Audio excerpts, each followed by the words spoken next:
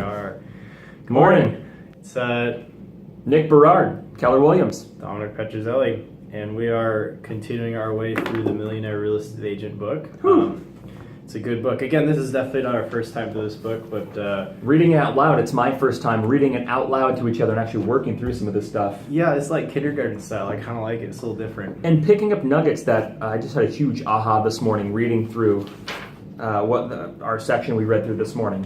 But Dominic, why don't you cover real quick? I mean, we covered half of one thing and another point. Well, again, kind of taking off from where we ended with the last video, is talking about your big why. And Gary Keller's talking about big whys and about small whys, and how having that big why helps you pull through a lot of the small whys. So make sure you're always going with the end in mind. And it talks about how when you're building your business, there are habits and traits you build at like a $2.5 million producer, or a $5 million producer, or a $10 million producer, 20, 40, or about an $80 million producer, in which you need to be netting $1 million.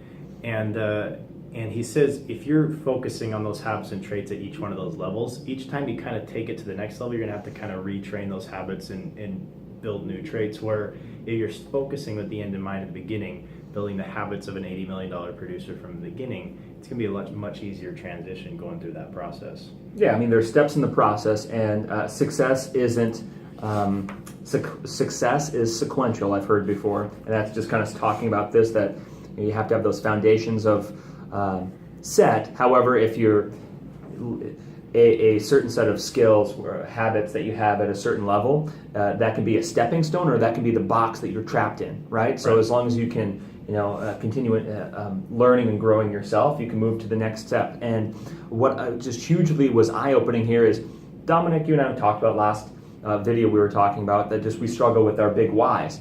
And a big aha I had this morning is that when Gary's writing this book, he says he's a strong advocate of personal growth ahead of any big why.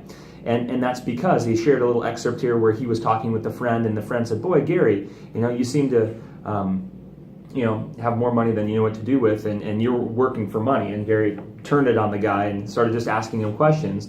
And Gary said, "No, I don't work for money. I work because my big why is, and my personal pursuit is, to be the best that I can be, and money just is a byproduct of it." And in fact, when he was asking the guy questions, he was like, "Well, you know what you're going to make, and then when you make that, you stop working." The guy was like, "Oh yeah." So Gary talking about just his big why, being the best that he can be, and he even says it in here that doing your best and being the point of everything that you do, and I think he was talking about him, is be the best that he can be, and then money is just a byproduct of that, which just hugely eye-opening. Right. The other thing I kind of liked in talking about habits, and this is a big one for me because I'm always trying to improve my habits, and I think, Nick, you're trying to do the same thing too. And there's a quote they have in the book from Warren Buffett, and it's pointing out that most people discover too late, and that this is a quote, that the chains of habits are too light to be felt until they are too heavy to be broken. Meaning that all these little habits you're building up don't seem like much until the point where they affect you greatly. I mean, a simple example would say you get home end of the day, and maybe you want to focus on reading before you turn on the television or something like that. But if you turn on the TV first, for example, that habit is a tiny little habit, but in the end, it's going to be much more impactful than you realize as you're building the habit. So, I don't know. I thought that was just, again, a powerful quote. So I think those are the two biggest things I got out of it. This little session this morning is that being the best you can be and personal growth, Gary's putting ahead of any big why, because that pulls the big why forward. It doesn't, if your big why is to make a bunch of money, if your big why is to give back to charity and do a lot of good for the community, if your big why is family, whatever your big why is, if you're not the best you can be, you're limiting your potential. And I think it's so true that when, I hear it time and time again, money is good for the good it can do for others. So money isn't a bad thing if you're limiting your potential and what you could earn someday because you're just good enough. I think that's huge, being the best you can be.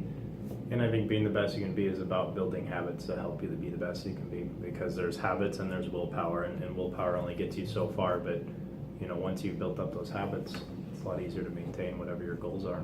So simple, yet this was a very eye-opening morning. So I appreciate the time to share this stuff and read this book with you, Dominic.